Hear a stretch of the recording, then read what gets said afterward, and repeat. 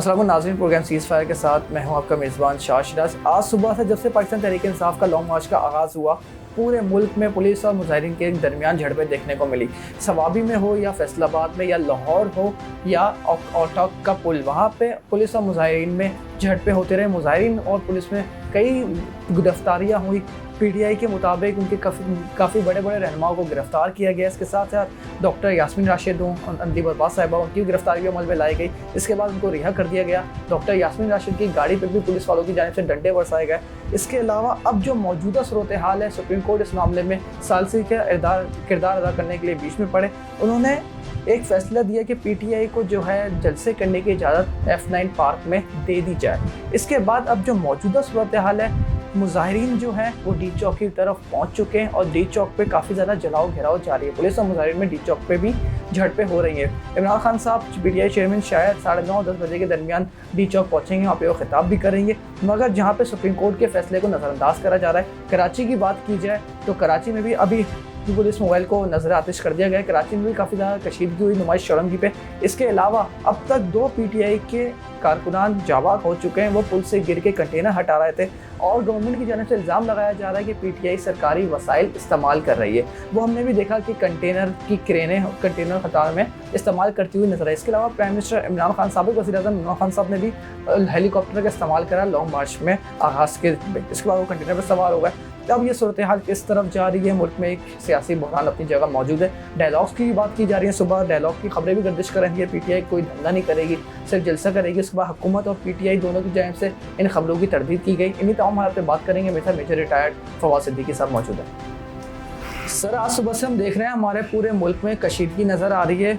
PTI के मुजाहिरीन की जानिब से पुलिस पर डंडे बरसाए जा रहे हैं, पुलिस की जानिब से शेलिंग की जा रही है। अब तक सर 2 अफराद जाबाक हो चुके हैं। वो भी कोई मुजाहिरीन में कशीदगी में जाबाक नहीं हुए, वो जो है पुल से गिर के पानी में जाके जाबाक हुआ है। वो कंटेनर हटा रहे थे। तो सर, ये जो मजमूई सूरत हाल देखी जा रही है, सुबह से हमारे मुल्क में कशीदगी हो रही है, पूरी सूरत हाल को आप कैसे देख रहे हैं? जी, बहुत शुक्रिया शाह साहब। देखिए, मैं तो समझता हूँ कि आज जो पीटीआई की इमरान साहब को मसाया बनाने की पाकिस्तान की एक मैं समझता हूँ मिथ थी, वो आज हुज्जत तमाम हुई है। और पूरे पाकिस्तान ने देखा और मीडिया ने दिखाया जिस तरह कि जो वो एक मिलियंस और लोगों का सुनामी लेके डी चौक पे आ रहे थे हकीकी आज़ादी लेने, वो जो है वो बिल्कुल रेत की जो पहाड़ है उसकी तरह ढह गया है। और इक्का दुक्का जिस तरह आपने बताया, वो भी मासूम जाने जो हैं वो ज़ाया हुई। इसी तरह कल लाहौर में फायरिंग से जो कांस्टेबल की शहादत हुई, ये तो एक मैं समझता हूँ एक बहुत ही गलत चीज़ है कि जिसमें जो पीटीआई के अकाबरीन हैं उन्होंने अपने जो वर्कर्स हैं या अपने जो मिडिल मैनेजमेंट लोअर जो इनके टीयर्स ऑफ लीडरशिप है उनको सामने किया और खुद जो है वो पीछे रहे। और दर पर्दा जिस तरह वो इंफॉर्मेशन है वो सामने आ रही है कि कोई मुज़ाकरात हुए और सुप्रीम कोर्ट ने सालसी का जो है किरदार अदा किया और उसकी नतीजे में अब शायद धरना भी नहीं होगा, मार्च भी नहीं होगी, तो शायद एक जलसा करके ये लोग अपने घरों को वापस लौटें। तो सर, ये जो आप कह रहे हैं सालसी का किरदार अदा किया, तो सर सुप्रीम कोर्ट की जानिब से क्लियरली बताया गया है कि F9 पार्क में पीटीआई को जलसे की इजाज़त होगी। मगर सर, अब जो मौजूदा हालात देख रहे हैं, पीटीआई के कारकुनान और उनके लीडर प्रोवोक कर रहे हैं कि डी चौक की तरफ जाया जाए। अभी डी चौक के मनाजिर आप भी देख रहे होंगे कि डी चौक पे तमाम दरख्तों को आग लगा दी गई है। वहाँ पे पुलिस और मुजाहिरीन में झड़पें जारी है और काफ़ी ज़्यादा कशीदा सूरत हाल है। और अभी फवाद चौधरी साहब ने भी एक ट्वीट किया है कि उसने कहा है कि कारकुनान रुके नहीं, आगे बढ़ते रहें, डी चौक की तरफ पहुँचे, हमारा पड़ाव डी चौक ही है। तो सर, ये सूरत हाल को आप कैसे देखते हैं? जी देखिए, इसमें कोई दो राय नहीं है कि सूरत हाल थोड़ी सी कशीदा है, लेकिन इतनी भी ज़्यादा हालात बुरे नहीं हैं कि जिस पे किसी भी वक्त जो है काबू पाया ना जा सके। देखिए, एक वे आउट है, हुकूमत की तरफ से भी जो है लचक का मुजाहरा किया जा रहा है और मैं समझता हूँ पीटीआई वालों की तरफ से भी। इसी वजह से 10 बजे का टाइम सुप्रीम कोर्ट ने मुख्तस किया था कि जो कमिश्नर साहब हैं इस्लामाबाद के, उनके दफ्तर में ये मुज़ाकरात हों और सुप्रीम कोर्ट ने इस चीज़ का भी जो है वो इज़हार किया है कि ये इस वक्त जो हम डिसीजन दे रहे हैं ये रिवर्ट भी हो सकता है, यानी कि उसको फ्लूइड रखा है। 10 बजे के जो हक़ी मुज़ाकरात होंगे हुकूमत और पीटीआई की तरफ से, क्योंकि हुकूमत की बिल्कुल जो आपने खदशा ज़ाहिर किया इसमें इसी तरह है कि हुकूमत जो है वो रिटर्न किसी तरह कोई जो श्योरिटी है वो पीटीआई के जो टीम से वो लेना चाहेगी कि जी क्या ये कंफर्म करेंगे कि जी अगर H9 में जो उनको अगर जगह मुहैया की जाएगी तो उसमें वो उसके बाद वापस चले जाएंगे, या वहाँ से आगे दोबारा जिस तरह उनका तुर्राए इम्तियाज है पीटीआई वालों का यू टर्न लेंगे, वो तो नहीं लेंगे। जिस पे बाबर अवान साहब जो इस वक्त रिप्रेजेंट कर रहे हैं पीटीआई को, उन्होंने कहा है कि जी मैं अपने जो आला क़यादत है उनसे कंफर्म करके आपको वो बताता हूँ। तो मैं समझता हूँ 10 बजे रात तक ये तमाम सूरत-ए-हाल जो है वो वाज़े हो जाए।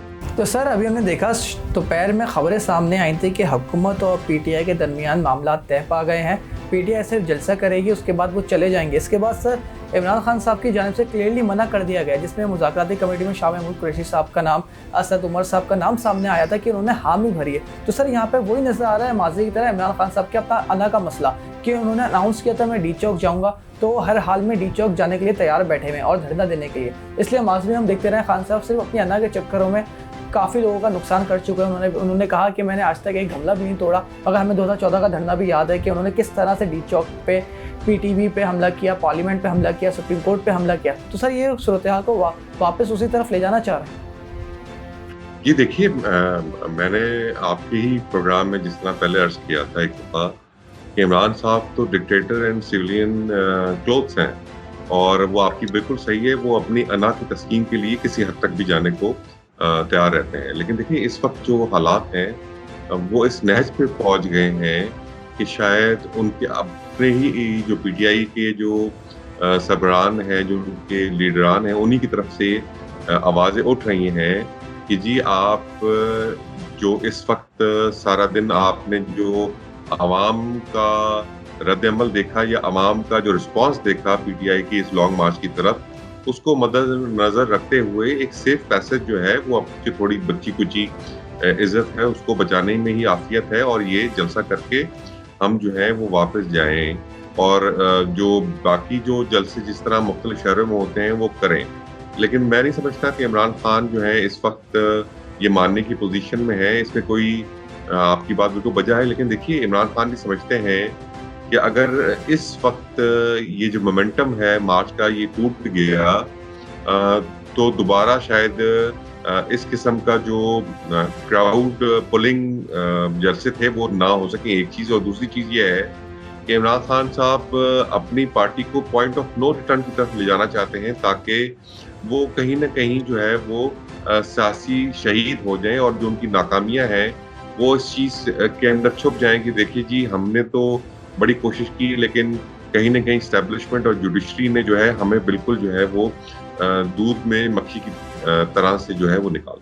तो सर हमने कल देखा, कल जब उन्होंने मीडिया से बात की उसमें उन्होंने क्लियरली कहा कि मैं न्यूट्रल्स को कहता हूं कि ये न्यूट्रल्स रहने का समय नहीं है। मैं अगलियों को भी कहता हूं, मैं ब्यूरोक्रेट्स को भी कहता हूं। तो सर वो बार बार जो है सर फौज को ही मुतनाज़ा बनाने की कोशिश कर रहे हैं। पहले उन्होंने कहा जो न्यूट्रल है वो न्यूट्रल रहें, अब वो कल वो कह रहे थे कि जो न्यूट्रल है ये न्यूट्रल रहने का समय नहीं है। तो सर इस पूरे मामला पे क्या इदारों का क्या किरदार होना चाहिए कि बीच में सालसी का किरदार अदा करना चाहिए? जी देखिए, इदारों का तो वही किरदार होना चाहिए जो इस वक्त वो निभा रहे हैं। जुडिशरी हमारा सबसे सुप्रीम फोरम है जहां किसी भी चीज़ की सालसी जो है वो आईनी तौर पे पाए तकमील तक पहुंच सकती है, और वो इस वक्त जुडिशरी वो किरदार निभा रही है। और जिस तरह मैंने पहले भी अर्ज किया था, देखिए इदारे या अफवाज पाकिस्तान मैं हमेशा कहता हूँ वो न्यूट्रल नहीं है, वो हमेशा पाकिस्तान की बका और उसकी सलामती के साथ खड़े होते हैं। जिस चीज़ में पाकिस्तान की बका है और पाकिस्तान की बेहतरी है वो वहाँ खड़े होते हैं। जिस तरह मैंने आपसे पहले अर्ज किया कि इमरान खान साहब तो ये इदारों को मुतनाज़ा हर सूरत में बनाना चाह रहे हैं कि किसी तरह जो इदारे हैं वो किसी भी थोड़ी बहुत भी चाहे हो उस पर इंटरफेरेंस करें, और ये वो बता सकें कि जी देखिए हमने कहा था कि जी अंदरूनी साजिश हुई है हमें निकालने के लिए, जो कि बैरूनी अनासर के साथ मिलकर पीटीआई की हुकूमत को जो है उन्होंने कराया। तो सर अभी जो हमने देखा माजी में, सर हम बिल्कुल मजम्मत करते हैं कि इस तरह के फोर्सेस का आवाम पे इस्तेमाल नहीं होना चाहिए। तो सर हमने माजी में देखा है कि पाकिस्तान तहरीक इंसाफ की जानिब से जब तहरीक लब्बैक ने लॉन्ग मार्च किया था, उन्होंने काफ़ी ज़्यादा अप्रिशिएट किया था। खान साहब के खुद के ऑन रिकॉर्ड बयान है कि रियासत से मत टकराना, अगर आप रियासत की रिट को चैलेंज करेंगे रियासत हरकत में आएगी। तो सर अब जो पीटीआई की जानिब से रियासत की रिट को बार बार चैलेंज किया जा रहा है, अभी हमने देखा है पुलिस वालों को काफ़ी बुरी तरह तशद्दुद किया जा रहा है, और हमने देखा सुबह पीटीआई के लाहौर में एक रहनुमा के घर से बंदूकें भी बरामद हुई हैं। तो सर इसको खान साहब चाह रहे हैं कि मुल्क में अनारकी फैले, तशद्दुद वाक़ियात में इजाफा हो, कि फ़ौज बाज़ाहिर इंटरफेयर करे। जी देखिए, बिल्कुल इसी तरह है जो आपने इसका तज़किया किया है, इसमें कोई दो राय नहीं है कि देखिए जो पिछला धरना इन्होंने किया था, आप देखिए पीटीवी सेंटर के साथ इन्होंने क्या किया, असेंबली के साथ क्या किया, और इसी तरह एसएसपी की जो वीडियो है आज तक वो चल रही है, वो बेचारे उनको जर्दोकोब किया गया, और इसी तरह बहुत सारी चीज़ें जो हैं, कपड़े लटकाना सूखे हुए और ये सारी चीज़ें, इसमें तो कोई शक की गुंजाइश ही नहीं है कि ये लोग जो हैं वो किसी भी चीज़ को अपने अलावा ना ही वो आइन की पासदारी करते हैं, ना वो कानून की पासदारी करते हैं, और इनको तो सिर्फ शायद यही गर्ज है कि जी वो पॉपुलैरिटी लेवल, क्योंकि देखिए कि हमेशा इन्होंने जब भी वो बात करते हैं वो तुर्की की करते हैं या पिछले इनकलाब की बात करते हैं, तो वो तो उसमें कोई दो राय नहीं, वो अनारकी चाहते हैं। एब्सोल्यूट पावर जो है, जिस तरह मैं कह रहा हूँ कि डिक्टेटर हैं, वो ये चाह रहे हैं, और ये शायद इनको ये चीज़ हजम ही नहीं होती कि जी इनसे कोई दूसरी राय भी जो है कोई शख्स रख सकता है।